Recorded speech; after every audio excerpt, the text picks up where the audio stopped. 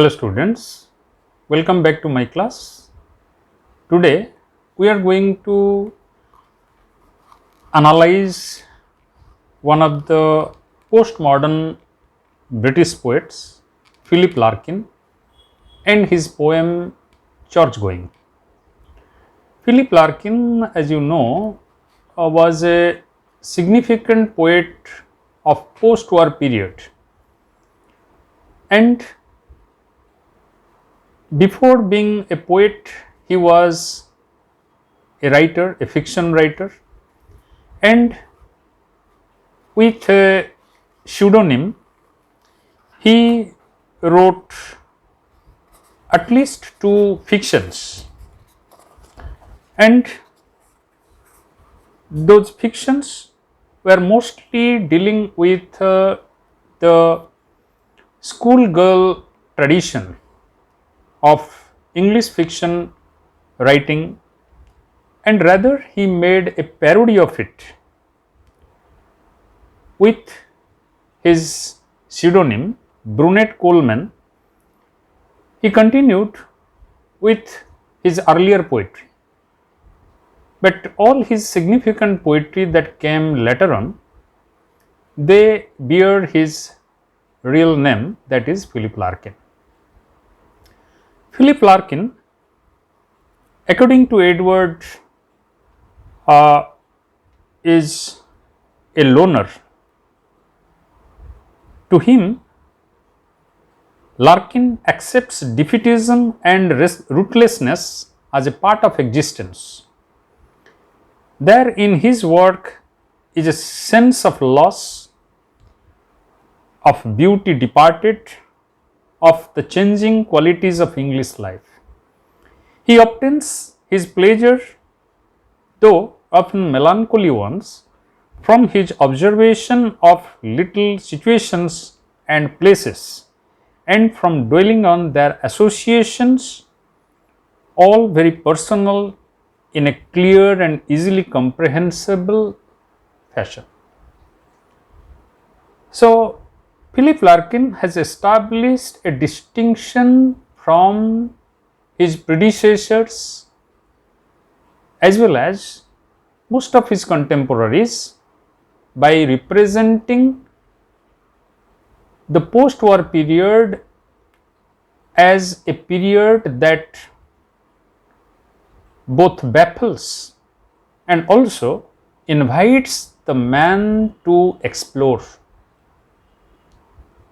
All around there is decay, there is a sense of loss, there is a sense of dissociation, but somewhere there is a crave to belong to connect to those lost traditions, those lost practices, those lost cultures of human society. And as a poet, he had expressed many of his ideas regarding poetry and poem. But I would like to quote one of his quotations: "Poetry should begin with emotion in the past and end with the same emotion in the reader. The poem is simply the instrument of transference." And he also said that I write poems to preserve things both for me and others. So in this way we can find that Larkin is a very distinct, different poet than his predecessors, those of the lost tradition, and he has composed several anthologies, among which we have The Less Deceived, Whitsun Weddings, High Windows, and also he edited the Oxford Book of 20th Century English Verses. So today's poem that we are going to analyze, that is Church-going, belongs to The Less Deceived, his first anthology of poem, which was published in 1954 Initially it was published in April, but finally he published it after revising in July. So in this poem, what exactly he is going to present? He is presenting the religion, and he is bringing out the ritualistic use of religion by scrutinizing it, and he is presenting it in a very conversational tone. The poem has 7 stanzas of 9 lines, constructed with halting rhyme scheme to give it a sense of unpredictability, both full and end rhymes, and he has also used iambic pentameter. And this poem is definitely a thought-provoking poem about religion and history, and the objective of the poet is to preserve both. So, he begins the poem as a random mover who is moving by his bicycle and coming across a church, an Anglican church, and here in the church he finds the structure, that is the English architecture or English ecclesiastical architecture, which is being taken in with his serious mood, and he feels a sort of positivity, say a sort of positive or optimistic approach to life, away from his conventional cynicism about Christianity. So the poem begins, once I am sure there is nothing going on, I step inside, letting the doors third shut. Another church, matting, seats and stone. So the poet informs, as if he is narrating a story to someone, that while he was passing through that way, he came across a building which he didn't know that it was a church, but when he found that the building is abandoned and there was no sound absolutely, he stepped inside, and behind him the door closed with a thud, with a definite sound, that is symbolizing the disruption of the outer world from the inner space. The poet has entered into an inner space where his own inner space will be scrutinized. And another church, he is talking about another church. The very expression another church is bringing out two things simultaneously. One is the non-reverent attitude of the poet towards the church, and secondly, it is also a continuation of his exploration of such buildings, because he is mostly attracted towards the architecture of the building. He is not interested in the church itself, and there he discovers matting, seats and stone, and little books sprawling of flowers cut for Sunday, brownish now, some brass and stuff. Up at the holy end, the small neat organ. And very elaborately he looks around and he finds one after another those very objects that we associate with a church. The mats, the seats, the stone, the little books of religion, sprawling of flowers, but those flowers are now brownish. Probably they were used in a Sunday when people congregated there, and some brass and stuff.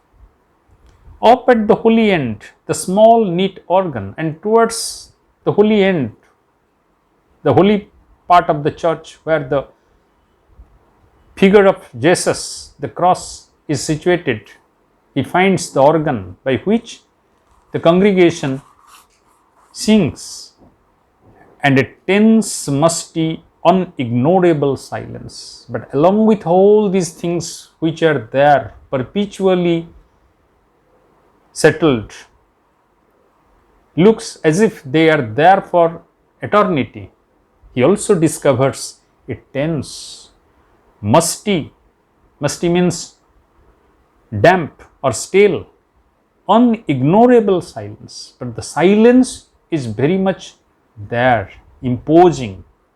The silence is very much making the poet aware of all these objects within the church which are being dissociated from life, as if life has abandoned. Brood God knows how long.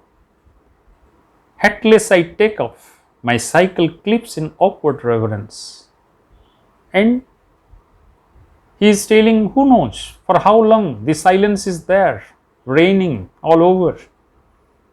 But by habit, he wants to take off, but his hat was not there, he was hatless. So he took off his cycle clips in awkward reverence. So here the poet is bringing out the habit of the humanity, that in the post-war period, though man had lost his faith in everything, including God and religion, but man was still ritualistic in following the religious practices, the religious behavior, because of the long tradition, long habit. So he also took out his cycle clips as a mark of reverence. Move forward, run my hand around the font. From where I stand, the roof looks almost new. And he moved within the church, and he came across the font, the writings on the wall. And where I stand, the roof looks almost new. And he looks up. He makes a survey of the whole church interior. The roof looks new or restored, cleaned or restored. That something has happened. The devotees or the authorities of the church, they either have cleaned or restored the roof. Someone would know, I don't. Some people may know who regularly comes to the church, but the poet doesn't. Mounting the lectern, I peruse a few hectoring large-scale verses and pronounce here endeth much more loudly than I would mean. He also climbs to the small pulpit, mounting the lectern, from where the priest delivers.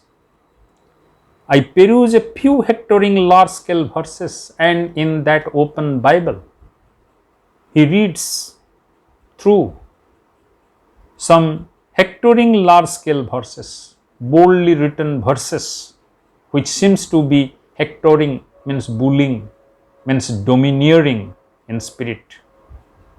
Because we know the language of the Bible or any such religious book is a book of mastering wisdom. And pronounce here endeth.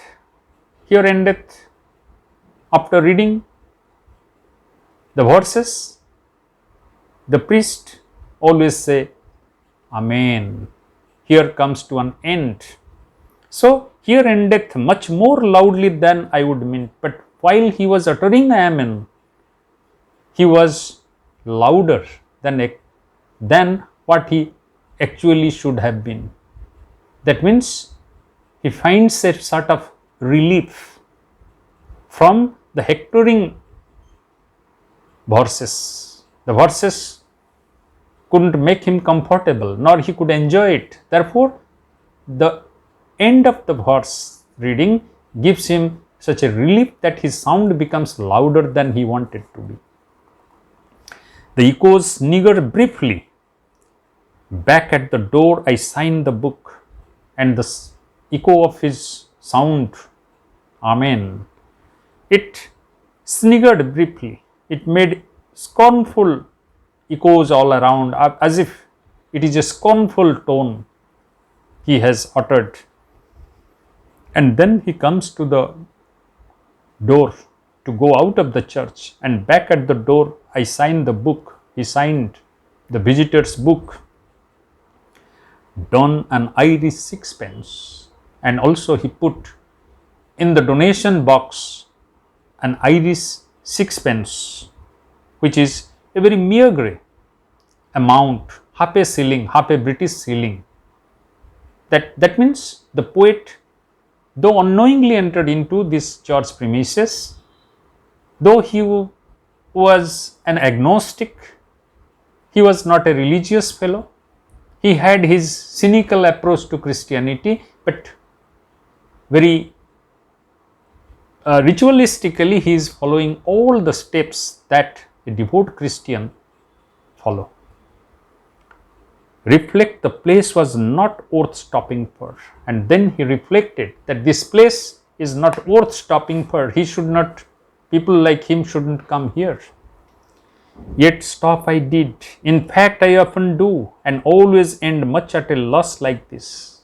But the poet is thinking to himself that though he never likes these church premises, though he doesn't like the religion itself, but he doesn't know why automatically he stops while he moves around the countryside. He stops at the approach of any church. Yet stop I did, in fact I often do, and always end much at a loss like this. And whenever I went to any church, I have the similar experience, and coming out of the church I feel the same emptiness. This is not the emptiness of Larkin only, this is the emptiness of that post-war generation. In spite of doing everything, they feel that emptiness. My dear students, you must be remembering the famous drama that is Waiting for Godot.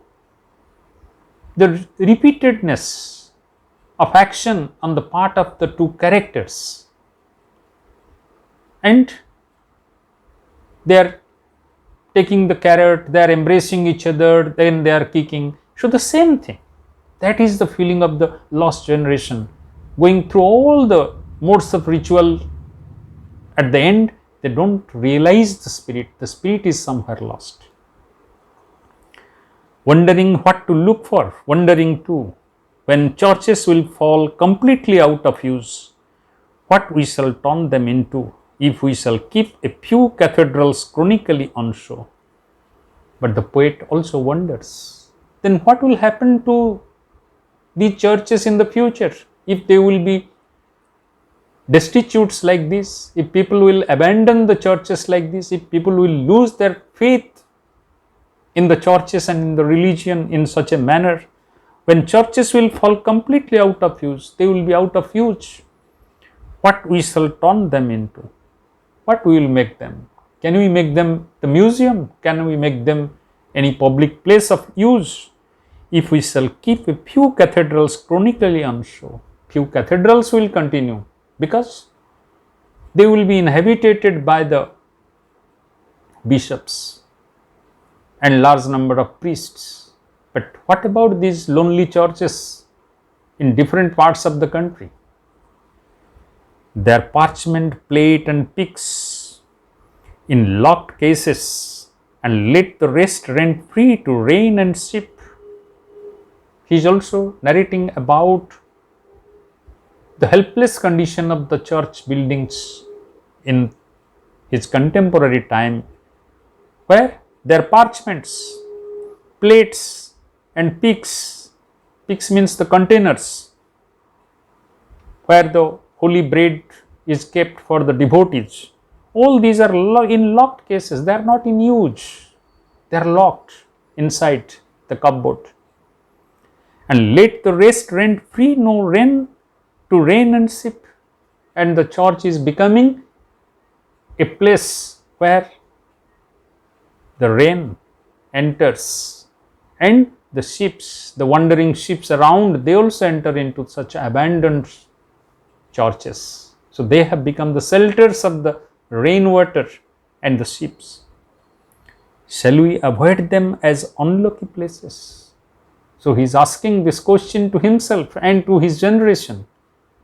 So what should we do? Should we avoid these churches as unlucky places? Because in spite of these churches, in spite of the God, such devastation took place during the World War. So the generation of people now in the post-war period had lost their faith in everything. Their values, their religion, their culture. Or after dark, will dubious women come to make their children touch a particular stone, pick simples for a cancer, or on some advised night see walking a dead one? And he is imagining, he is asking to himself, or whether the churches will be the visiting places of dubious, unwanted antisocials. So, after dark, will dubious women come to make their children touch a particular stone? So, after the dark, when nobody will be there, nobody can see them, the dubious characters, women, the prostitutes, they will come with their children from many unions to touch a particular stone, because they don't get those benefits of the religion which the society gets, or the children of the common people get. So they will bring their children in the dark and pick simples for a cancer, or on some advised night see walking a dead one, or someone will come here to follow the ghosts or those people after death, the spirit of whom are believed to be walking. The churches will be the places of ghost watching. Power of some sort will go on in games or in riddles, seemingly at random, but superstition like belief must die. So he is telling that these are places of worship, these are places of power. So the power will remain. The power cannot be divested, the power cannot be divorced. The power of some sort will go on. If it is not the religious power, if it is not the good power, it may be the bad power that will be exercised within the church. In games, in riddles, seemingly at random, as in the games or in the riddles, the power shifts from one to the opponent in a timely manner. So within the church, the power will be same. It will be the center of human power, but it may be from the benevolent to malevolent. But superstition like belief must die. But he is telling this superstitious belief of the malevolent powers, they will also die as the benevolent power has died within the church. And what remains when disbelief has gone? And then he is asking the question that now we are going through a phase of disbelief. We are not believing in God, in religion, so on and so forth. But when this period will also go, because time is the best healer, it will take out everything. If it takes out the good time, it will also take out the bad time. So he is telling when this period of disbelief will go, then what will happen to the churches? Grass, weedy pavement, brambles, buttress sky. Then there will be the wilderness around the church. Church will be the center of wilderness, of grass, weedy pavement, brambles, those prickly flowers, buttress sky. So it will be just a physical place where the nature will grow wild, because man will not go there or will not take care of that place. A shapeless, recognizable each week, a purpose more obscure. I wonder who will be the last, the very last to seek this place for what it was. So the poet is going on exploring all these questions and their possible answers by himself. So he is telling, a shapeless, recognizable each week, days after day, week after week are passing by. Purpose more obscure, and the purposes of humanity are becoming obscure. Man is becoming directionless. Man is becoming intentless, because religion provides him a direction of life. Religion provides him the basic intent of life.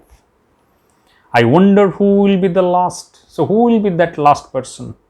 The very last to seek this place for what it was. Who will be that last person of Christianity? Who will be that last person who believes in Christianity to some extent when he will die? One of the crew that tap and jot and know what rude lofts were. Some ruined bibber, randy for antique, or Christmas addict. So who will come to the church after the believers will end? It may be any crew. They will tap and jot. They will simply come here to explore it in their most unholy manner and know what rude lofts were. And they will be moving around the gallery where the listeners or the prayer, the persons coming for prayer to the church, they congregate. In those places, they will be exploring their own time and space for their heinous work. Some ruined beaver, randy for antique. Or some people may come here.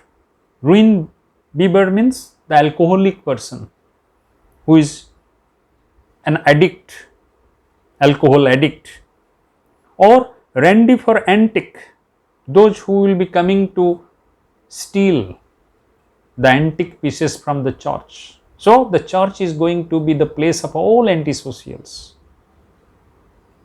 The drug addicts, the thieves of the antiques, and the vagabonds, or Christmas addict, or maybe some people who are Christmas addict.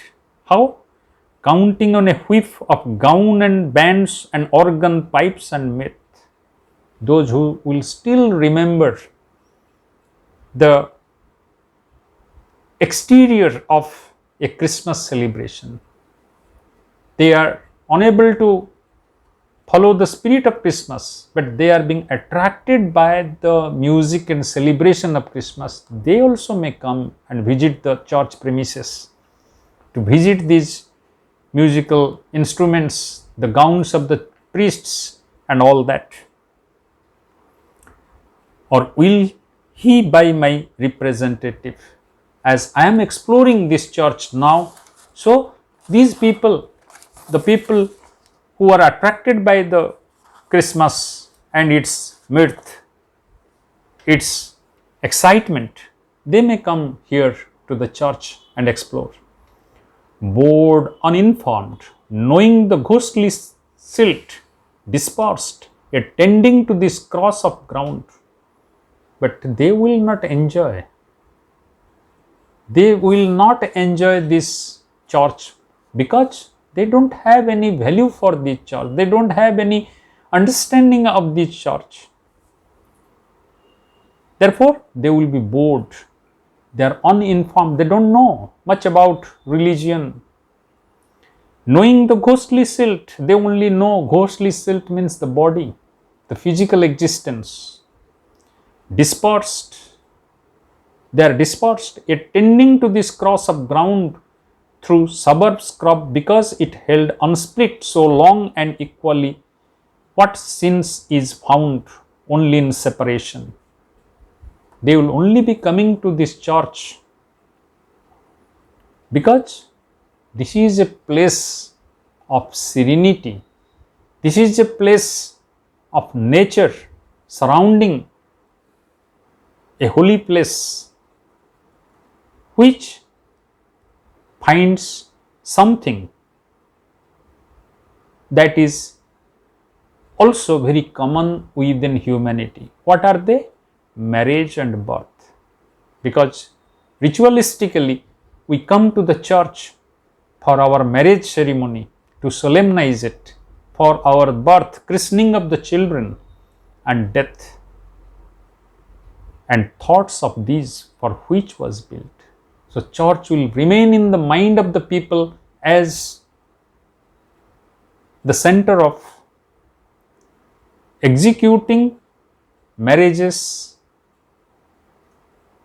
birth, christening, and the functions of the death.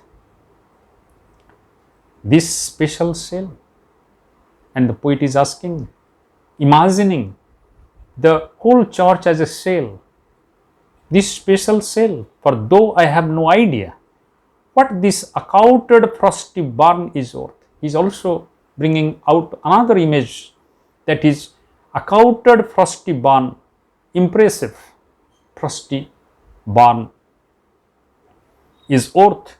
It pleases me to stand in silence here.